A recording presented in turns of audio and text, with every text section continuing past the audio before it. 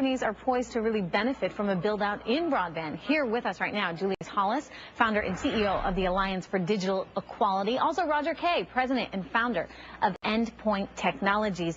Great to see both you guys. I'm going to begin with Julius right here with me on set. Give me a sense. You're saying that for every $1 billion, every $5 billion, excuse me, that's going to translate to 250,000 jobs. So if the government's spending $5 billion in broadband, you're going to actually get 200,000 plus jobs. Walk me through those numbers, how you came to this analysis and conclusion. It's actually 250,000. 250,000. 100,000 will come from the telecom industry, and then another 150 will come from the IT network providers. Okay. So if you look at the fact that we would have to invest $350 billion to build a national broadband infrastructure, that translates into roughly over 1,000,002 jobs. Okay, so this could be a significant boost to the economy, obviously, at a time when it desperately needs new jobs. Let me ask you, though, I mean, these costs are so enormous. Overall, what would it really cost to get something like this rolled out? Well, it would take the private sector working with the federal government to make the necessary private investments to build the infrastructure that's required. How much money are we talking about? Well, we're talking about probably 10% of that amount, $350 billion, probably up to about $100 billion to really jumpstart that process. The president is very much committed to do that. We have to increase the move of the United States up from right now 15th in the country to about in the top 10, and that's going to take a massive Marshall-type plan to do that. And how does that fit with, and I want to get to Roger momentarily to talk about who might benefit from this, but Julius, I'll stay with this for a moment. How do you work here to have both the government and the private sector involved in this? Well, the private sector will indeed have to make the majority of the investments.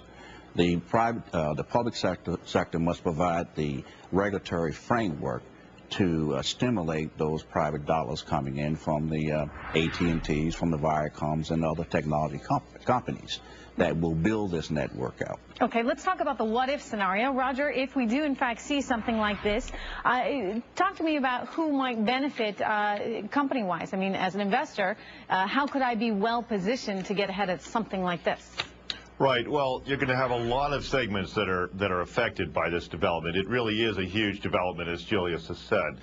And so basically, if you look at them in groups, the carriers who are the ones that are going to actually provide the service. And they're the ones that are going to mostly have to make the expenditures, and they may not be able to bill back all of it through to their subscribers right away. So for them, it's going to be a little tough. Some guys who are really going to enjoy it, though, are the content providers. So you've got people like Disney who provide movies, high-definition video. That stuff will go out over these wires. They'll be able to charge their subscribers a premium for it. And basically, they don't have to do much else. They have to prepare it a little bit. But from their perspective, they get to use the pipes.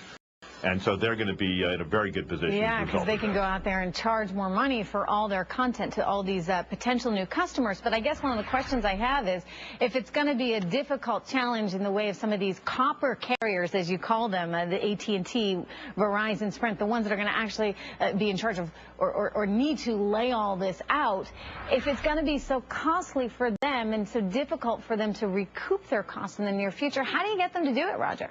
Well, I suspect that actually the federal government is going to have to step in with tax credits and other incentives, similar to the rural telephone provision that they did in the past, where, how do you get service out to the very end of the wires? Well, you have to pay them to do it in some way, give them a subsidy. So I suspect that that'll have to be worked into this whole plan. No, I agree with Roger. The federal government will have to step up to the plate and give guarantees.